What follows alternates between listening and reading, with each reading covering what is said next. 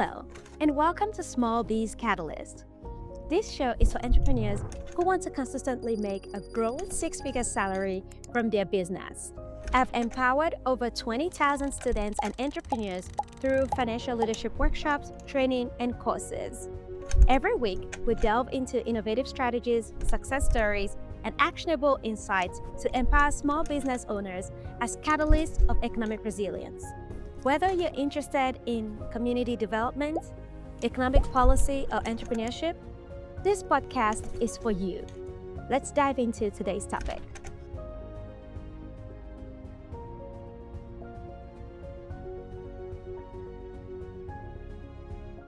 Hey there, and welcome back to Small Biz Catalyst, the show for entrepreneurs who are done playing small and economic developers who are ready to build thriving communities. I'm your host, Ayisat Abilogun. Before we get into today's topic, I want to say this. If you stay with me until the end of this episode, I have a grand spotlight that could be worth up to $20,000 for your business. So don't you dare turn off early. Now, let's talk about tariffs. I know. The word tariff sounds like something out of your college economics textbook. But right now, as of April 2026, tariffs are showing up in your cash flow statements, in your vendor invoices, and in the conversations that you're having with your customers about why prices went up. Today is a deep dive. We're going to break down exactly what's happening, why small businesses are bearing the brunt of it more than anyone else, how this affects you whether you sell products or services, and most importantly, 5 strategic moves you can make right now to protect your business. Let's get into it. So let's start at the beginning. A tariff is a tax on imported goods. When a US business buys a product that's made overseas, say a piece of equipment from China, fabric from Vietnam, or steel from Canada, and that product crosses into the United States, the US government charges a tax on it. That tax is called a tariff. And here's the key thing. The foreign country doesn't pay it. The American business importing that product pays it. So, in essence, you pay it. So starting on April 2nd, 2025, what the Trump administration called Liberation Day, a sweeping round of tariffs went into effect. We're talking a 10% baseline tariff on goods from nearly every country in the world. China got hit with tariffs that reached 145% on most goods. Canada and Mexico, our closest trading partners, faced 25 to 35% on goods that don't qualify under the USMCA agreement. Now, there's a legal wrinkle I need you to know about because it matters for your planning. In February 2026, the Supreme Court ruled 6-3 that the main legal authority the administration used to impose those tariffs, a law called IEEPA, does not actually authorize the president to impose tariffs. Courts have since ordered that tariff money be refunded. But here's the thing. As of today, no refunds have actually gone out. And the administration has already introduced new replacement tariffs on steel, aluminum, and pharmaceuticals. So the landscape is volatile. This is a fluid situation. Don't bank on a refund arriving anytime soon. Many of you may know that I'm a numbers person. Let me give you what the actual numbers look like because I want you to see that this is a 5-alarm fire for small business owners. The Center for American Progress estimated that in September 2025 alone, the average small business that imports products paid roughly $42,600 in tariffs in a single month. If that holds steady through 2026, we're talking over $500,000. That's $500,000 per year for businesses that import goods. $500,000. That's $500,000 not going to your team, not going to your marketing, not going to your growth, going to customs. The National Small Business Association found that monthly tariffs payment for affected small businesses tripled between January 2025 and January 2026, rising from $8,400 a month to $27,200 a month. And there's a reason small businesses feel this more acutely than big corporations. The Wall Street Journal found that businesses absorbed 51% of tariff costs. They didn't pass it all to customers. And big box retailers like Target and Walmart, they have the pricing power and the inventory reserves to manage this. Your boutique, your manufacturing shop, your supply business, not the same story. Here's a real example to make it concrete. Suppose a woman named, let's say, Sylvia, ran a home goods business here in Texas. She imports bamboo kitchenware from China. Before the tariffs, a landed cost was $4.80. A gross margin, a healthy 68%. By February 2026, a landed cost jumped to $11.76 per unit. A gross margin collapsed to 21%, below the threshold to cover our operating expenses.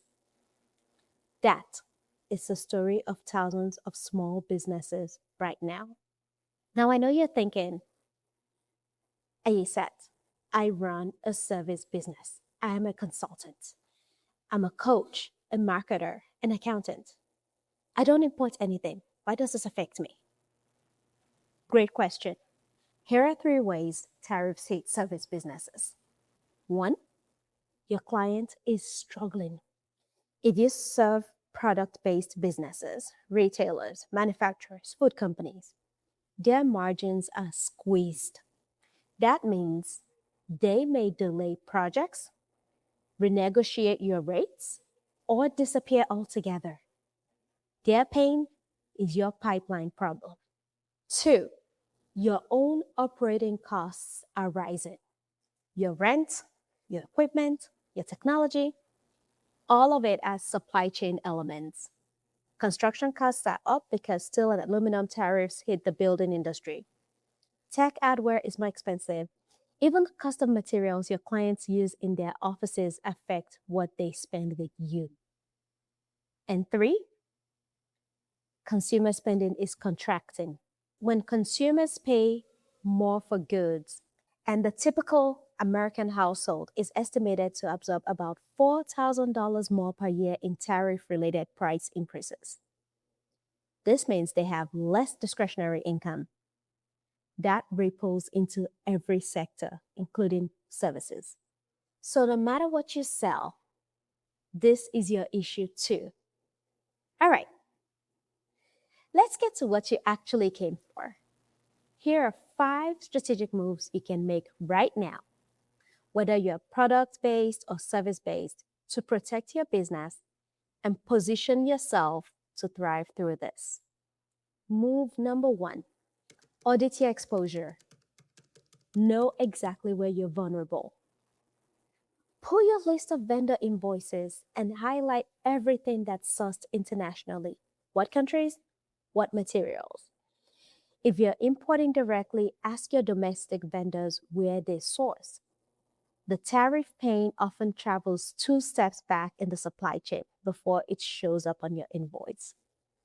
You cannot strategize around a problem you haven't mapped.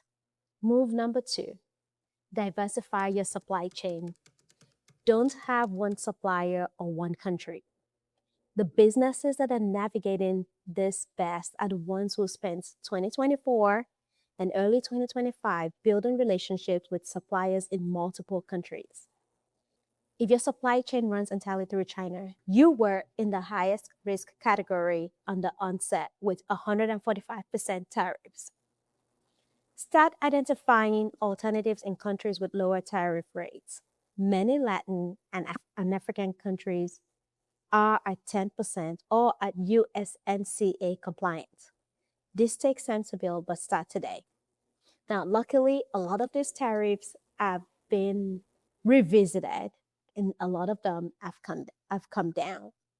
Move number 3, get transparent with your customers. Raise prices strategically, not apologetically. Research shows that businesses that communicate openly about why prices are rising maintain more customer trust than those who just quietly raise prices or quietly absorb the cost until they can't anymore. You're not raising prices because you're greedy. You're raising prices because a government policy increased your cost of doing business. Tell that story. Your loyal customers deserve the truth, and they're more resilient than you think. I remember having a conversation around price increase with one of our clients. And to my surprise, actually, till today, we've kept that client. But having that open dialogue helped us explore what was possible, how we could do business, and it helped us move forward in a healthy way. You'll find that your customers appreciate you when they perceive that you value them and you're having conversations that show you value them. Move number 4, protect your cash flow above all else. This is the number one thing that's killing businesses right now.